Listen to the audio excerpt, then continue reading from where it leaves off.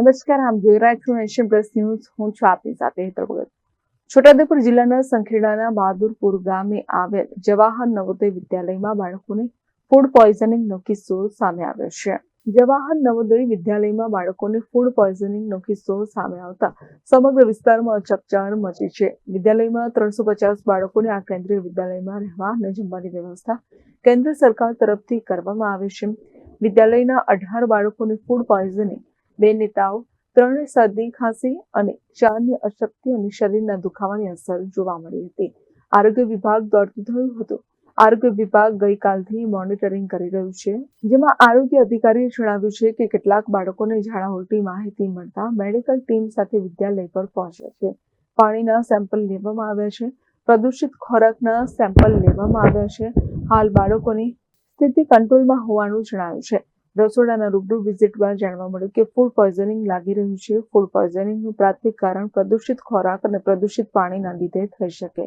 સવારે અમને મેસેજ મળેલા હતા કે જવાહર નવોદય વિદ્યાલયમાં જે બાળકો અભ્યાસ કરી રહ્યા છે તેમાં બાળકોની પરિસ્થિતિ અને એમની જે હેલ્થ છે એમાં થોડી પ્રોબ્લેમ ઊભો થયેલો છે. તેથી અમે અમારી મેડિકલ ઓફિસર બહાદરપુર અને એમના પેરામેડિકલ સ્ટાફ અને અમારા તાલુકાના સુપરવાઇઝર તરફથી વિઝિટ કરાવેલી હતી, જેમાં 18 બાળકોને પેટમાં દુખાવો અને સામાન્ય વોમિટિંગ જેવા કેસો જોવા મળેલા હતા.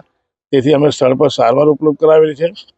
સાથે સાથે અન્ય બાળકોને પણ જે તકલીફ હતી અને તેમને પણ સારવાર આપેલી છે.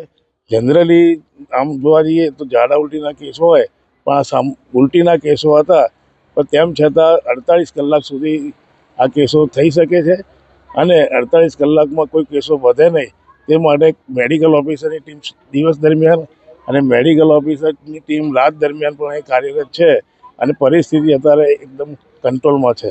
જનરલી ઉલટી અને ઝાડા પ્રદૂષિત પાણી કે પ્રદૂષિત ખોરાક થવાને કારણે થતા હોય છે.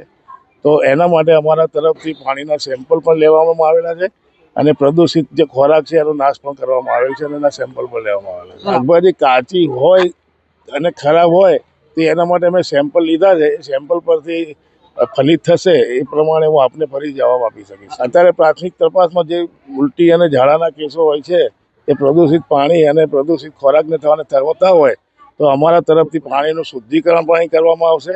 સ્થળ પર સારવાર પણ ઉપલબ્ધ કરાવેલી છે.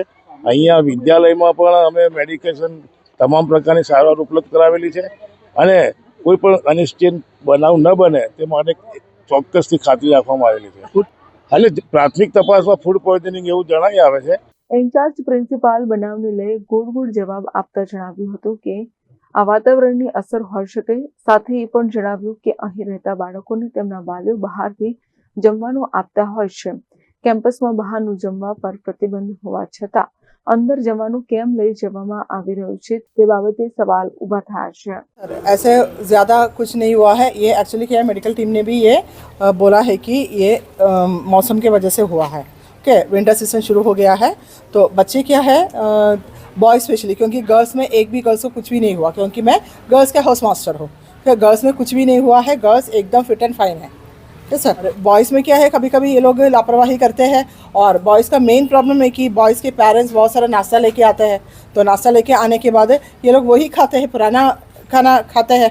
नहीं, अलाउड नहीं है, अलाउड नहीं है. फिर भी संडे को इतने सारे पेरेंट्स आते हैं. आप एक बार आके देख लीजिएगा. संडे को बहुत सारे, हाँ ये मंडे को है और संडे को बहुत सारे पेरेंट्स आए थे और पेरेंट्स खाना दे के गए हैं और वो खाना बच्चे संडे को भी खा लिया और मंडे को भी खा लिया. ठीक है सर. रिपोर्ट तो आया है 15-20 बच्चों का और उससे ज़्यादा कोई नहीं है. नहीं, एटमॉस्फेयर की वजह से. बाहर से भी खाना आता है पर हमारा अंदर का खाने से नहीं है. हमारा अंदर से खाने से नहीं है, क्योंकि हम लोगों का अंदर का खाना बहुत ही हाइजीनिक कंडीशन में बनाते हैं. कल हमें ये बोला है कि कल भी आके गए हैं, उन लोगों ने देख के गए हैं कि उन लोगों ने भी तो ये एश्योर किया है कि ऐसे कोई प्रॉब्लम नहीं है. सर देखो, वो तो सीजन चेंज में तो होता ही है और उसके पहले भी 2 दिन पहले भी तो नर्स मैडम लेके गए थे हॉस्पिटल. वो भी तो बुखार और ये सब वजह से लेके गए थे. बहुत सारे बच्चों का पेरेंट्स आए थे और इन्फॉर्म कर दिया था. હવે ફૂડ એન્ડ ડ્રગ્સ વિભાગ પણ નવોદય વિદ્યાલય પર 24 કલાક બાદ પહોંચ્યું છે. શંકાસ્પદ ખોરાકને નષ્ટ કરવાનો પ્રયાસ કરાયો છે. Rehan Patel, nation plus news, Chhotaudepur. સમાચારોના સતત અપડેટ મેળવવા માટે અમારી નેશન પ્લસ ન્યૂઝની યુટ્યુબ ચેનલને સબસ્ક્રાઇબ કરો, બેલ આઇકન દબાવો અને જોડાયેલા રહો ફેસબુક, ઇન્સ્ટાગ્રામ અને ટ્વિટર પર.